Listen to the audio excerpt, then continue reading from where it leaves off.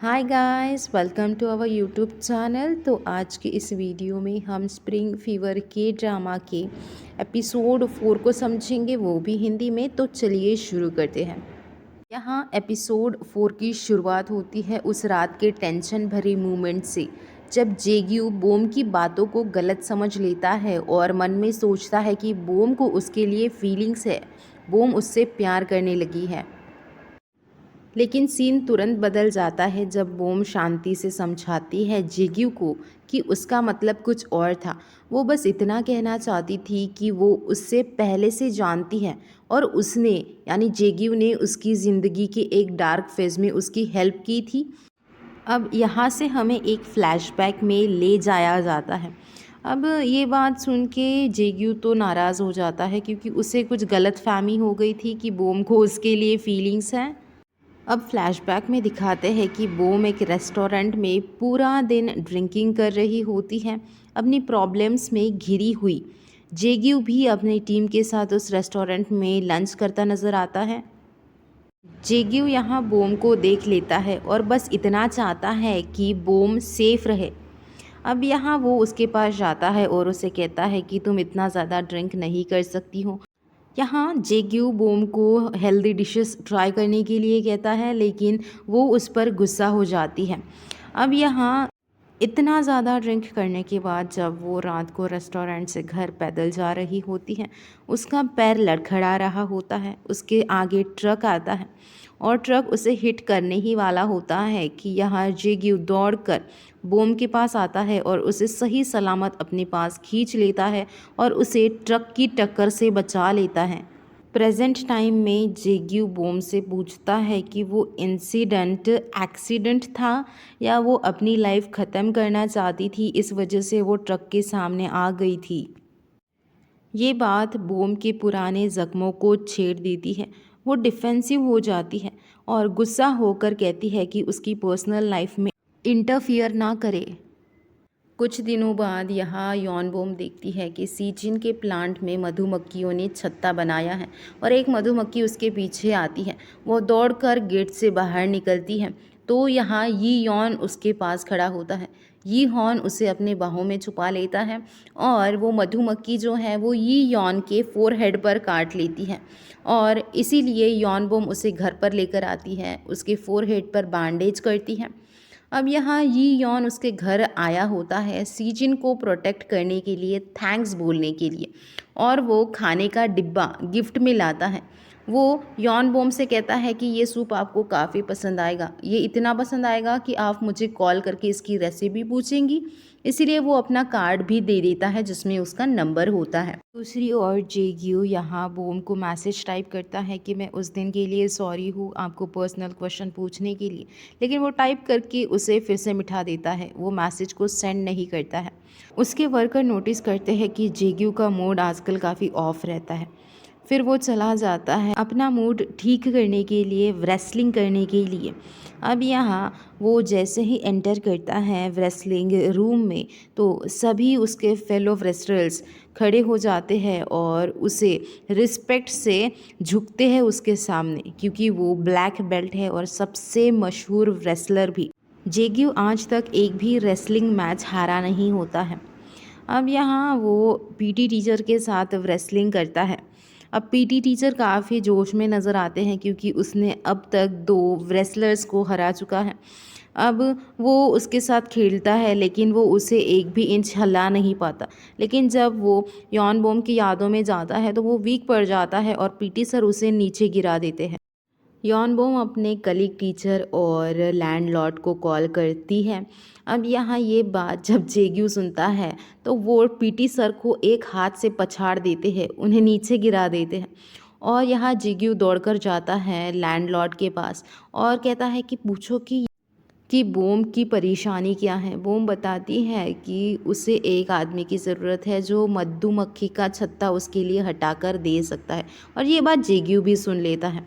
अब next day school में यहाँ प्रिंसिपल स्पोर्ट्स डे का अनाउंसमेंट करते हैं जिसमें 2 टीम्स को डिवाइड किया जाएगा। यहाँ सभी स्टूडेंट्स एक एक बॉल उठाते हैं। हानग्यूल को वाइट बॉल मिलता है, वो वाइट टीम में होता है। एक एक करके सभी स्टूडेंट्स बॉल उठा रहे हैं। वही यहाँ सीजिन ब्लू टीम में चली जाती है, वो ब्लू बॉल उठाती है। अभी यहाँ बारी आती है सभी टीचर्स को टीम में डिवाइड करने की। अब यहाँ टीचर्स जब बातचीत कर रहे होते हैं तो बियॉन्ड बॉम की जो लैंडलॉर्ड है वो उसे एक स्पेशलिस्ट आदमी का नंबर दिखाती है कि वो बचपन से ही इन मधुमक्खियों इंसेक्ट्स के साथ पला बड़ा है और वो तुम्हारे जो मधुमक्खी के छत्ते को है वो एक हाथ से निकाल लेगा। अब सभी टीचर्स अपना बॉल निकालते हैं तो यहाँ यॉन बॉम वाइट बॉल निकालती है। अब वो वाइट टीम की ओर से खेलेगी। वो यहाँ ज़्यादा खुश नज़र नहीं आती। अब यहाँ टीचर्स की मीटिंग होती है तो उसके कलीग टीचर यहाँ यॉन बॉम के हाथ से वाइट बॉल ले लेते हैं और उसके हाथ में ब्लू बॉल थमा देते हैं कि तुम ब्लू टीम से खेलोगी, क्योंकि हमारी टीम में कोई यंगस्टर्स नहीं है, इसलिए तुम हमारी टीम में चली जाओ। अब ये बात उसे गुस्सा दिलाती है लेकिन वो कुछ नहीं कहती। घर आकर यहाँ उसे जो यी यॉन ने सूप दिया था वो उसे टेस्ट करती है। उसे एक ही बार टेस्ट करने पे उसे अपने डैड के बनाए हुए सूप की याद आती है, जो कि उसने जब वो छोटी थी, बेड पर थी, बेड रेस्ट पर थी तो वो खाया था। स्कूल टिफ़िन में भी वो अपने डैड का सूप बनाकर लेकर जाती थी और जिस दिन वो टीचर बनने के एग्ज़ाम पास हुई थी उस दिन भी स्पेशली बॉम के लिए उन्होंने अपने हाथ से सूप बनाया था। ये सारे फ्लैशबैक को वो याद करती है और वो उस सूप को एक ही बार में ख़त्म करती है। उसके आँखों में आंसू होते हैं। अब उसे याद आता है कि यी यॉन ने उसे कार्ड दिया था। वो उसका नंबर डायल करती है लेकिन उसकी डोरबेल बजती है। जब वो बाहर जाकर देखती है तो वो वास्प कंट्रोलर आया होता है मधुमक्खी का छत्ता हटाने के लिए। वो यहाँ उसका वेलकम करती है और कहती है कि मैंने आपके बारे में काफ़ी कुछ सुना है कि आप कितने स्पेशलिस्ट हो इस काम में। अब वो सीधा ही चला जाता है उस प्लांट के पास और वो मधुमक्खी के छत्ते को अपने दोनों हाथ से एक ही बारी में खींच लेता है और उन्हें वो प्लास्टिक में बंद कर देता है ताकि वो मधुमक्खियाँ किसी को काटे नहीं। अब यहाँ यॉन बॉम उससे कहती है कि क्या आप उस सूखे पेड़ को भी मेरे लिए काट दे सकते हो, मैं उसके आपको डबल पैसे भी दूंगी। तो यहाँ वो अपनी कुल्हाड़ी को उठाता है और वो चला जाता है उस पेड़ को तोड़ने के लिए। अब यहाँ यॉन बॉम उसके काम को देखती है, तभी उसके फ़ोन पे एक कॉल आता है। उसे पता चलता है कि वो यी यॉन का कॉल है। अब वो दोनों एक दूसरे के साथ कैफ़े में मिलने का डिसाइड करते हैं और ये बात जेग्यू सुन लेता है। अब यहाँ जब पेड़ पूरी तरह से टूटता है तो वो यॉन बॉम की तरफ गिरने वाला होता है। जेग्यू दौड़कर उसे एक हाथ से उस ट्री को गिरने से बचाता है और जब वो ट्री को अपने हाथ से बचाता है तो वो हैया बोल के आवाज़ निकालता है। तो यॉन बूम उसकी आवाज़ को पहचान लेती है कि तुम तो जेग्यू ही हो। और फिर सीन शिफ्ट होता है जब यहाँ हानग्यूल स्कूल की लाइब्रेरी में सीजिन को अपने नोट्स से पढ़ा रहा होता है। यहाँ पे सीजिन कहती है कि मुझे तुम पे भरोसा नहीं है, तुम मुझे कुछ गलत भी पढ़ा सकते हो क्योंकि तुम फर्स्ट रैंक लाना चाहते हो। वो कहती है कि मैं तुम्हें इस स्पोर्ट्स डे पर हराऊंगी, हमारी ब्लू टीम ही जीतेगी। वो कहता है कि अगर तुम्हें इतना ही जीतना है तो मैं तुम्हारे लिए विश करूँगा कि तुम्हारी ब्लू टीम ही जीते और हमारी वाइट टीम हार जाए। लेकिन वो कहते हैं कि मुझे तुम पे कोई विश्वास नहीं है और फिर वो लाइब्रेरी से चली जाती है। अब यहाँ यॉन बॉम को पता है कि जेग्यू ही आया था उसके घर में मधुमक्खी का छत्ता हटाने के लिए। वो दोनों एक दूसरे के साथ आर्ग्यू करने लग जाते हैं और यहाँ पे ज़्यादा आर्ग्यू ना हो इसलिए यॉन बॉम अपने पर्स में से पैसे निकालती है और जेग्यू के पॉकेट में डाल देती है और वो कहती है कि मैं एक भी पल तुम्हारे साथ बातों में वेस्ट नहीं करना चाहती हूँ। इसलिए वो फिर वहाँ से मुड़कर चली जाती है। तो जेग्यू भी कहता है कि वो भी उसके घर में एक पल नहीं रुकेगा, उससे बात नहीं करेगा और वो भी वहाँ से जाने की बात करता है। अब वो वहाँ से तो चला जाता है, वो अपने एक हाथ से उस इतने बड़े भारी पेड़ को उठाता है। उसके चेहरे पर उदासी नज़र आती है। अब यहाँ सभी लोग डरकर भाग रहे होते हैं उसको ऐसे रूप में देखकर। अब रात को यहाँ यॉन बॉम खुद से ही बात करती है कि जेग्यू हानग्यूल का यानी उसके स्टूडेंट का अंकल है, इसलिए वो उसके अपना डिस्टेंस मेंटेन करेगी और फिर वो सो जाती है। अब यहाँ नेक्स्ट डे यी यॉन और यॉन बॉम मिलते हैं एक कैफ़े में। यहाँ यॉन बॉम कहती है कि तुम्हारा जो तुमने सूप बनाया था वो मुझे काफ़ी ज़्यादा पसंद आ गया है, और वो उसकी रेसिपी भी उससे पूछती है। अब यहाँ यी यॉन देखता है कि उसके ही बाजू वाले टेबल में यहाँ जेग्यू बैठा हुआ है। जेग्यू वहाँ जाता है इन दोनों की छुपकर बातचीत सुनने के लिए कि ये दोनों अकेले में क्यों मिले हैं।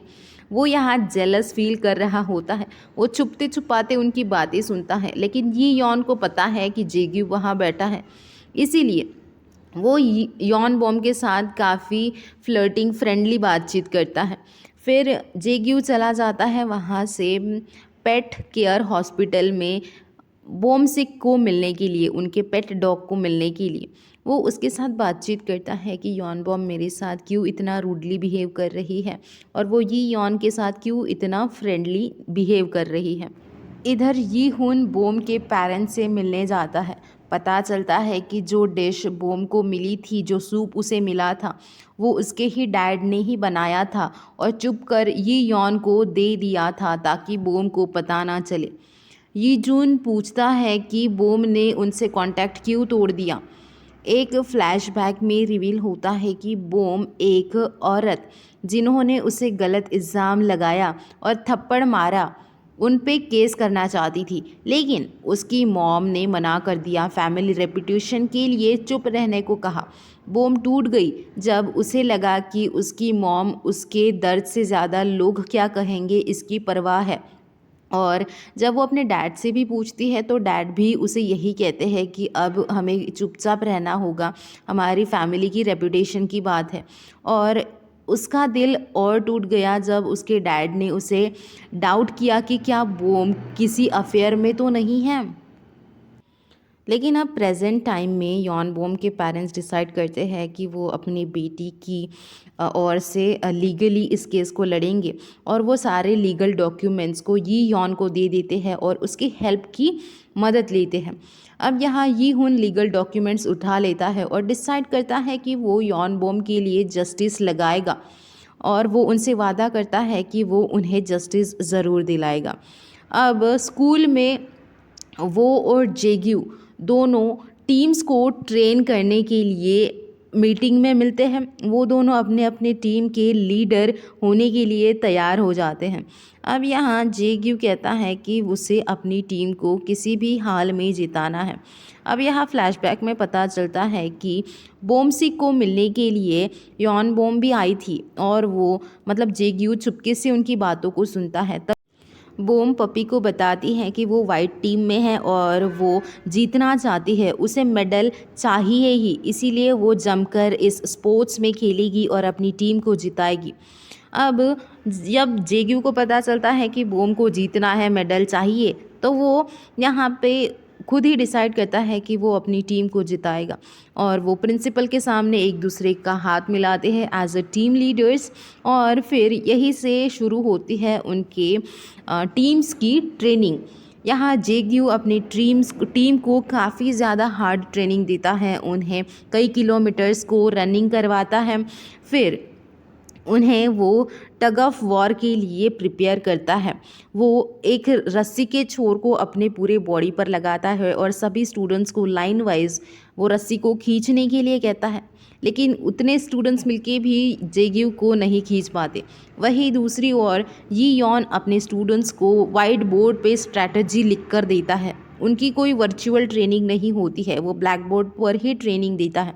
सभी कुछ सैंडविचेस केक्स भी लाकर देता है। यहाँ जश्न होता है और वो भी पूरे फॉर्म में दिखता है कि वो टीम को जिताएगा। अब यहाँ स्पोर्ट्स का डे आता है। अब दोनों टीम एक दूसरे को कहते हैं कि हमारी टीम जीतेगी, हमारी टीम जीतेगी। दोनों टीम के लीडर्स एक दूसरे को कोल्ड रिप्लाई देते हैं। यहाँ हान ग्यूल सीजिन से अकेले में मिलता है और वो उससे पूछता है कि क्या तुम्हें जीतना है इस स्पोर्ट्स में। तो वो कहती है कि मुझे किसी भी हाल में तुम्हें हराना है और मुझे फर्स्ट आना है। तो यहाँ वो उससे एक सवाल पूछती है कि तुम मुझे कभी कभी अच्छे लगते हो, बुरे लगते हो, लेकिन मुझे पता नहीं है कि तुम्हारा कौन सा चेहरा सही है।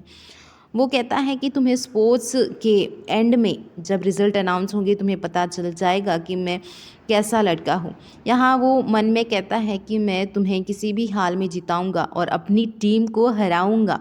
वह सीन हमें दिखाता है कि यहाँ जेग्यू ने यॉन बोम को पपी के साथ बातचीत करते सुन लिया था, इसीलिए वो भी चला जाता है उनके पास और वो बॉम सिक यानी उनके पपी को कहता है कि मैं वाइट टीम में हूँ और मैं अपनी टीम का लीडर हूँ और मैं अपनी टीम को हारने नहीं दूंगा।